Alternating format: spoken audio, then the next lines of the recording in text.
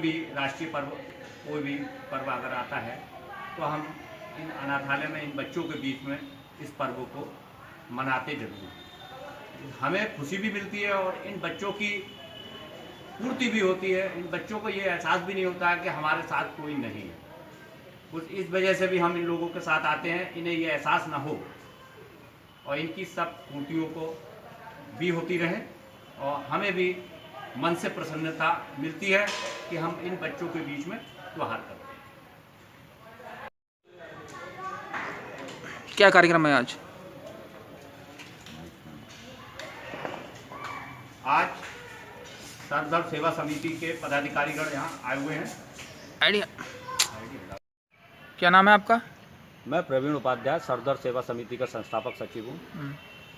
आज आर्य समाज अनाथालय में संस्था का सपरिवार यहाँ आया हुआ है। अनाथालय में बच्चों के बीच दीपावली का कार्यक्रम किया गया है। यहाँ पर हमने बच्चों के बीच दीपक जलाए, मिठाई इत्यादि बांटी है। ये सब कार्य करने से बच्चों के बीच में त्यौहार मनाने में मन की शांति की प्राप्ति होती है और इन बच्चों की भी कुछ आकांक्षाओं की पूर्ति होती है। इन्हें ये भी महसूस नहीं होता है कि हमारे साथ कोई नहीं है। तो इस सब की पूर्ति के लिए हम इन बच्चों के बीच में आज त्यौहार मनाने आए हैं और सभी त्यौहार लगभग हम इन बच्चों के बीच में मनाते रहे हैं और आगे भी भविष्य में मनाते रहेंगे। कोई संदेश? संदेश ये है कि भाई देखिए, ये जो त्यौहार दीपावली का आया है, साथ ही इस देश में जो कोविड-19 चल रहा है, कोरोना का वायरस अब हल्के हल्के बढ़ भी रहा है। मैं जनता को संदेश दूंगा कि इस कोरोना से बचें, दूरी रखें और ठंड से बचें, ज़्यादा भीड़ भाड़ के इलाकों में न जाएं। सरकार की गाइडलाइंस जो है उस गाइडलाइंस के हिसाब से चलें। और प्रदूषण वैसे ही बहुत हो रहा है। मैं बरेली की जनता, उत्तर प्रदेश की जनता से अपील करता हूं कि ये प्रदूषण भरे पटाखों के न जलाए, सादगीपूर्ण कार्यक्रम अपना त्यौहार को मनाए और आपस में मिल बांट के ये सब काम करें। ठीक है।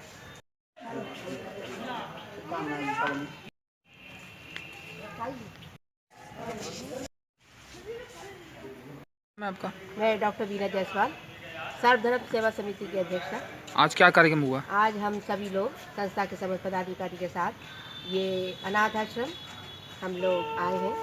दयानंद सरस्वती के द्वारा स्थापित हमारा ये आर्य समाज और ये मंदिर और एक तरह के धर्म की कार्यक्रम यहाँ पे हुआ करता है। तो ये आज हम दीप महोत्सव करके हम लोग करने के लिए आए हैं, जिससे कि खुशियों का इजहार हो। जिस तरह की मैं एक कथा बताऊं कि आज ही के दिन राजा राम जो थे, अयोध्या रावण का वध करने के पश्चात आए थे, तो बुराई पर अच्छाई की विजय, और इसी खुशी में अयोध्या वासियों ने यहाँ पर दीप जलाकर उनका स्वागत किया था। तो उस परंपरा को याद रखते हुए हम सभी लोग यहाँ पर दीप महोत्सव बनाने के लिए आए हैं कि हम लोग उस पुरानी संस्कृति को, जो हमारा समाज भूले हुए है, उसको याद रखें। हमारी अपनी संस्कृति, हमारे अपने इतिहास को, उन महान पुरुषों को जिन्होंने कुछ करा हमारे अपने लिए और समस्त जनता के लिए, समस्त प्रजा के लिए, किस तरह से उन्होंने त्याग किया, उस त्याग को हम ध्यान में रखें और हम भी उन्हीं के बताए हुए रास्ते पर हम लोग चलें।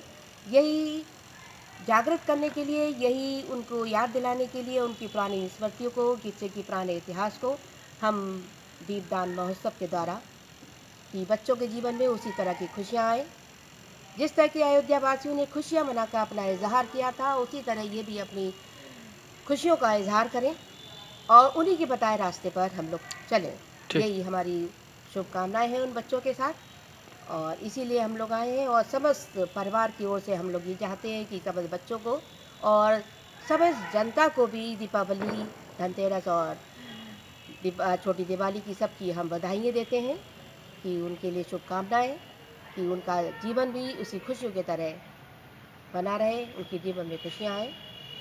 यही हमारी सबकी कामना है, हमारे समस्त पदाधिकारियों की, कि हम इस महोत्सव को हमेशा की तरह मनाते रहें।